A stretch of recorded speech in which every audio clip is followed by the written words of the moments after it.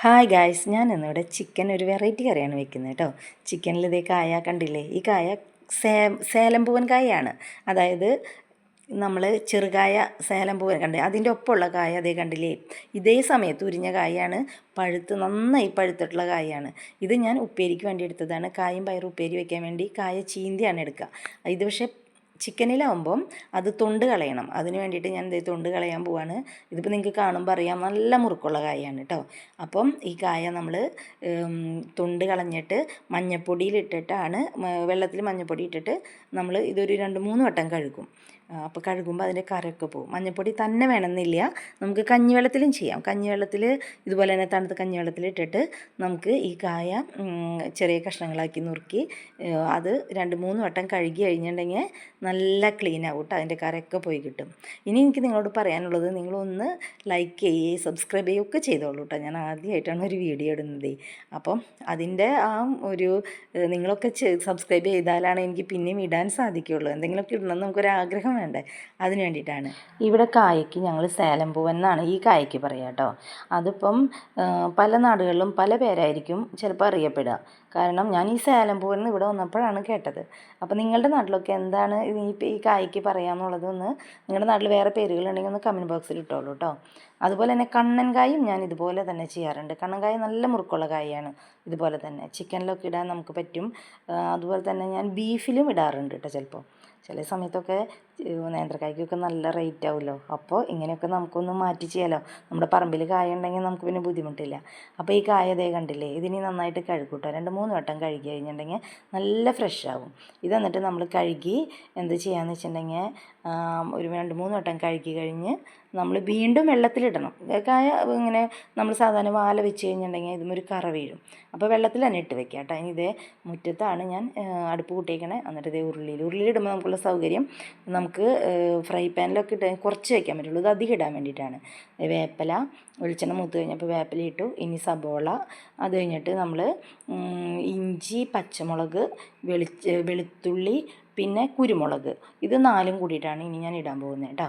അപ്പോൾ എന്നിട്ട് അതെല്ലാം കൂടിയിട്ട് ഒന്ന് വാടട്ടെ. അപ്പോൾ ഇനി നമുക്ക് അതെല്ലാം കൂട്ടിയിട്ട് നന്നായിട്ട് തീയും കത്തുന്നുണ്ട്. മുറ്റത്താകുമ്പോൾ ഞാൻ ഒരു ചിക്കൻ വാങ്ങിയത് അങ്ങനെ തന്നെയാണ്. അതെന്ന് വെച്ചിട്ടുണ്ടെങ്കിൽ നമുക്ക് ജോലിക്കാർക്കൊക്കെ ആകുമ്പോൾ കുറച്ചിട്ട് വെക്കണേക്കാളും സൗകര്യം ഇങ്ങനെയാണല്ലോ. ഇതിനി നന്നായിട്ട് തീയും കത്തുന്നുണ്ട്. നന്നായിട്ട് ഒന്ന് വാടട്ടെ. ഇനി നമുക്കിത് ഇതിൻ്റെ ഐറ്റംസ് എന്ന് വെച്ചിട്ടുണ്ടെങ്കിൽ മല്ലിപ്പൊടി, മുളക് പൊടി, മഞ്ഞൾപ്പൊടി, ചിക്കൻ മസാല, ഉപ്പ്, ഇത്ര സാധനങ്ങളാണ് കേട്ടോ ഞാൻ ഇതിന് വേണ്ടി എടുത്തേക്കണേ. അപ്പോൾ ഇനി അത് ഇതിലേക്ക് ഇത് മുരിഞ്ഞ് വരുന്നുണ്ട്. അപ്പോൾ ഇനി ഇതിലേക്ക് നമ്മൾ ആ ഐറ്റംസും കൂടിയിട്ട് നമ്മൾ ഇതിലിട്ടിട്ട് ഒന്ന് ഇളക്കും. അപ്പം അതൊന്ന് പച്ചമണം മാറണ വരെ നമ്മൾ ചൂടാക്കുക കേട്ടോ. ഇനിയിപ്പോൾ ഞാൻ ചിക്കനിലാണെങ്കിൽ പച്ചമണം മാറണ വരെ ഒന്ന് ചൂടായിക്കോട്ടെ ചെറുതായിട്ടൊന്ന്. ചിക്കനിലാണെങ്കിൽ ഞാൻ ഇഞ്ചി, പച്ചമുളക്, വെളുത്തുള്ളി, കുരുമുളക്, അതുപോലെ തന്നെ പൊടികളും ചേർത്തിട്ടുണ്ട്.